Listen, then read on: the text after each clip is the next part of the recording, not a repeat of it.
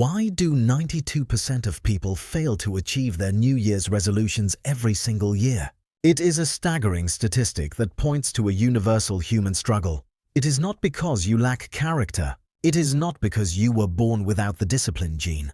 The truth is much more fascinating and much more biological. When you decide to change your life in a massive way, you are inadvertently declaring war on your own brain. You tell yourself that starting tomorrow everything will be different. You will wake up 2 hours earlier. You will cut out all sugar. You will read 50 pages a day. To you, this feels like a fresh start. But to your brain specifically, to a tiny almond-shaped structure called the amygdala, this feels like a code red emergency. The amygdala is your internal alarm system designed to keep you safe by keeping you exactly where you are. Evolutionarily speaking, change equals danger. Staying in the cave was safe. Going out into the unknown was how you got eaten by a predator. So the moment you try to take a giant leap forward, your amygdala triggers a flood of stress hormones. You feel an overwhelming sense of resistance. You feel tired, you feel anxious, and eventually you give up. This is the cycle of the motivation hunter and the burnout sprinter. You have likely been trapped in this cycle for years. But there is a group of people who have cracked the code to human transformation without the pain of the struggle. For centuries, the Japanese have practiced a philosophy that works with your biology instead of against it. It is called Kaizen. Kaizen is the art of the 1% improvement. It is the radical idea that small daily actions are more powerful than massive occasional efforts. In a moment, I am going to reveal how a simple one-minute ritual can bypass your brain's fear response entirely, allowing you to build habits that are literally impossible to fail. You are about to discover 8 tiny Japanese habits that will fundamentally rewire your dopamine receptors and shift your trajectory by 180%. By the end of this journey, you will stop waiting for motivation and start building a life by design. You will understand why the secret to becoming a high achiever is not about doing more, but about mastering the art of the tiny. You will see how to turn your biggest weaknesses into your greatest strengths by using the same principles that rebuilt a nation. This is not just another self-help list. This is a scientific blueprint for a total identity shift. If you have ever felt like you were standing still while the world moved on without you, pay very close attention. The smallest step you take today is about to become the biggest leap of your life.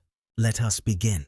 To understand why these 8 habits are so transformative, we first have to look at the architecture of your brain. Most of us operate under the illusion that to get big results, we need big actions. We wait for a massive wave of motivation to hit us like a lightning bolt. But the problem is that motivation is a fickle friend. It is a biological byproduct of the dopamine system, and it is notoriously unstable. If you rely on motivation, you are essentially building your house on a foundation of sand. The Japanese approach is different. They focus on the architecture of the habit itself. The first and most powerful habit is the 1-minute rule known as Kaizen. I remember when I first tried to start a meditation practice. I told myself I would sit for 20 minutes every morning. I lasted exactly 2 days. By the 3rd day, the thought of sitting still for that long felt like a chore. My brain began to associate meditation with boredom and failure. But then I applied Kaizen. I committed to meditating for exactly 60 seconds, just 1 minute. It felt almost ridiculous. My ego told me that 1 minute was useless, but psychologically it was a masterstroke. By making the task so small, it became impossible to fail. I was bypassing my prefrontal cortex's tendency to overcomplicate things and going straight to the basal ganglia where habits are stored. After 30 days of 1-minute sessions, my brain stopped resisting. The path was paved. If you want to change your life, start with a version of your goal that is so small it is laughable. If you want to write a book, write 1 sentence. If you want to get fit, do 1 push-up. This tiny victory releases a small drop of dopamine, which signals to your brain that this activity is rewarding. But that is just the beginning. Once you master the art of starting, the next challenge is maintaining your internal energy. This brings us to the second habit, Hara Hachi Bu. This is the practice of eating until you are only 80% full. On the surface, this sounds like simple dietary advice, but the psychological implications are profound. In our modern world, we are conditioned for instant gratification and excess. We eat until we are stuffed, which triggers a massive parasympathetic response that leaves us lethargic and mentally foggy. When you practice Hara Hachi Bu, you are training your brain in the art of self-regulation. You are learning to listen to the subtle signals of your body instead of the loud demands of your impulses. I found that when I stopped eating before I was full, my afternoon energy crashes disappeared. I was no longer a slave to the post-lunch coma.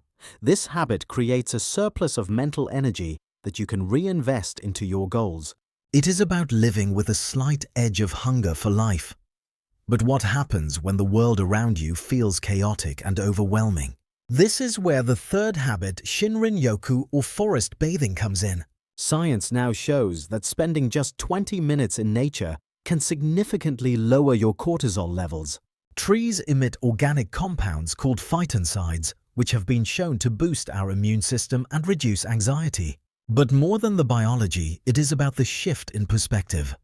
In the city, everything is designed to grab your attention. Your phone, your emails, the traffic.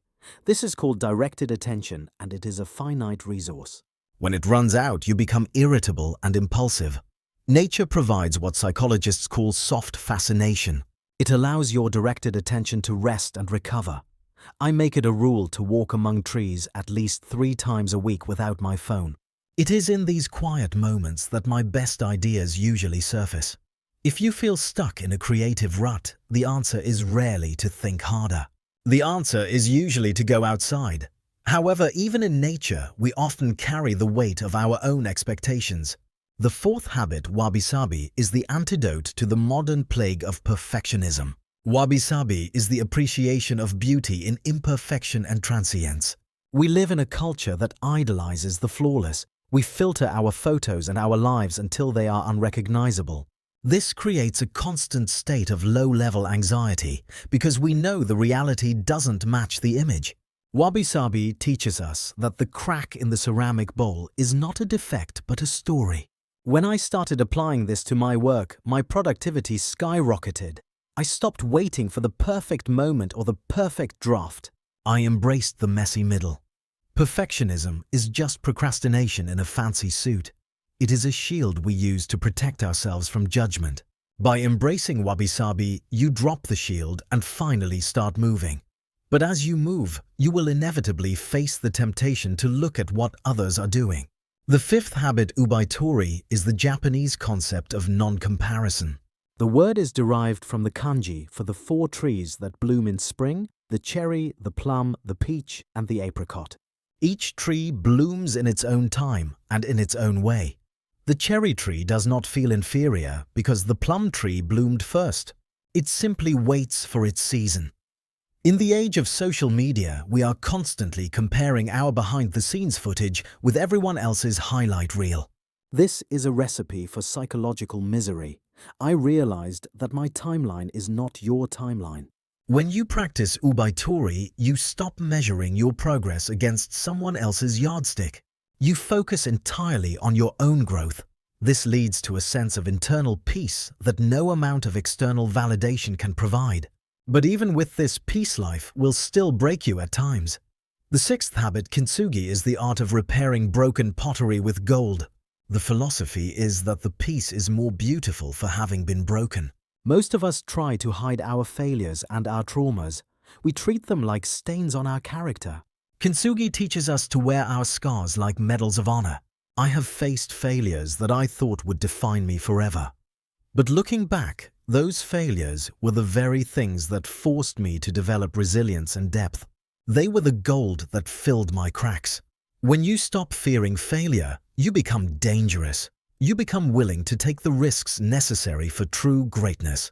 But risk requires a sense of direction. The seventh habit is finding your Ikigai, or your reason for being. It is the intersection of what you love, what you are good at, what the world needs, and what you can be paid for. Most people are miserable because they are missing one of these quadrants. They have a job they hate or a passion that doesn't help anyone. Finding your Ikigai isn't a one-time event. It is a constant process of refinement. I spent years trying to fit into boxes that weren't meant for me before I realized that my Ikigai was hidden in the things I did for free when no one was watching. It is the thing that makes you jump out of bed in the morning without needing an alarm clock. And finally, to tie it all together, we need the 8th habit. The 8th habit is Shoshin, or the beginner's mind. It is the practice of approaching every situation as if it were the first time, even if you are an expert. The expert's mind is closed to new possibilities because it thinks it already knows the answer. The beginner's mind is wide open. It asks questions. It is curious. I try to bring Shoshin to every conversation I have and every project I start. It keeps me humble and it keeps me learning. If you think you have arrived, you have already started to decline. These 8 habits, when combined, create a psychological ecosystem where growth is not just possible but inevitable. But wait, there is a final twist to this philosophy that most people miss, and it changes everything about how you view your potential. Now, you might be thinking that these are just simple habits, but here is the radical reframe you need to understand. These 8 principles are not just lifestyle tips. They are a sophisticated form of biological hacking. When you choose the path of the tiny step, you are not being weak. You are being strategic. You are outsmarting thousands of years of evolutionary programming that wants to keep you small and safe. You are moving from being a victim of your circumstances to becoming an architect of your identity. Most people will continue to chase the big fix. They will buy the expensive courses and wait for the perfect Monday to start their lives. And they will continue to fail because they are fighting a war against their own chemistry. But not you. By choosing Kaizen, you are building a system that is resilient to the chaos of life. If you have a bad day, you don't quit. You just do your 1 minute. If you face a setback, you don't hide your shame. You fill the cracks with gold.